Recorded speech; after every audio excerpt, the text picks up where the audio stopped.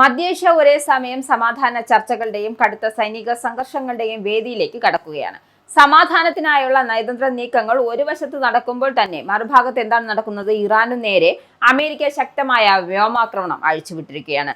ജോർദാനിൽ 2 American സൈനികർ കൊല്ലപ്പെട്ടതിന് പ്രതികാരമായിട്ടാണ് president ട്രംപിന്റെ നിർദ്ദേശപ്രകാരം അമേരിക്കൻ സെൻട്രൽ കമാൻഡ് ആക്രമണം ശക്തമാക്കിയത്. ഞായറാഴ്ച പുലർച്ചെ ആരംഭിച്ച കടുത്ത വ്യോമാക്രമണം ഹോർമുസ് കടലിടുക്കിൽ ഇറാൻ വാണിജ്യ കപ്പലുകളെ ആക്രമിക്കാൻ ഉപയോഗിക്കുന്ന ശേഷി ലക്ഷ്യമിട്ടായിരുന്നു.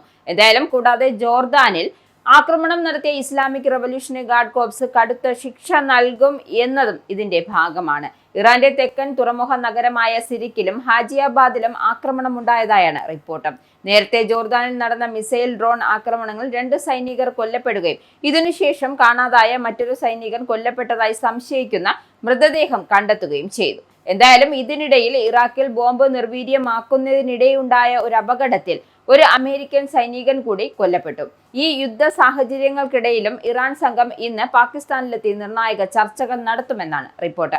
ഒമാനും ഖത്തറും തമ്മിൽ സമാധാനത്തിനായുള്ള പ്രത്യേക ചർച്ചകൾ പൂർത്തിയാക്കിയെന്നും സൈനികരുടെ മരണം അമേരിക്കൻ പ്രതിരോധ സെക്രട്ടറി പീറ്റർ ഹെഗ്സെറ്റ് സ്ഥിരീകരിച്ചു. അതിർത്തിക്കുള്ളിൽ ആക്രമണങ്ങൾ തുടരുമ്പോഴും സമാധാനത്തിനായുള്ള നയതന്ത്ര വഴികൾ തേടുകയാണ് ഈ രാജ്യങ്ങൾ. മേഖലയിലെ സംഘർഷം ഏത് ദിശയിലേക്ക് നീങ്ങുമെന്നും വരാനിരിക്കുന്ന ചർച്ചകൾ സമാധാനത്തിന് വഴിതുറക്കുമോ എന്നുമാണ് ലോകം ആകാംക്ഷയോടെ ഉറ്റുനോക്കുന്നത്. ഈ ഇരട്ടമുഖമുള്ള രാഷ്ട്രീയ സാഹചര്യത്തിൽ വരും ദിവസങ്ങളിൽ പശ്ചിമേഷ്യയ്ക്ക് നിർണായകമായിരിക്കും. ഇറാന്റെ ആക്രമണത്തിൽ ഒരു US സൈനികൻ കൊല്ലപ്പെട്ടതായാണ് റിപ്പോർട്ട്. വടക്കൻ ഇറാഖിലെ സംഭവം വെടിവെച്ചിട്ട ഡ്രോണിൽ നിന്നും സ്ഫോടക വസ്തുക്കൾ നീക്കം ചെയ്യുന്നതിനിടയിലാണ് US സൈനികന്റെ മരണം സംഭവിച്ചത് എന്നാണ് US സെൻട്രൽ കമാൻഡിന്റെ വിശദീകരണം. സംഭവത്തിൽ ഒരാൾക്ക് പരിക്കേറ്റതായും സെറ്റ്കോം സ്ഥിരീകരിച്ചു. ഇതോടെ ഇറാനെതിരെ യുദ്ധം ആരംഭിച്ച ശേഷം കൊല്ലപ്പെടുന്ന US സൈനികരുടെ എണ്ണം 17ആയി. US ആക്രമണങ്ങളെ ഇറാന്റെ വ്യോമ പ്രതിരോധ സംവിധാനം ഫലപ്രദമായി നേരിട്ടെന്നും ഇറാൻ മാധ്യമങ്ങളുടെ റിപ്പോർട്ടിലുണ്ട്.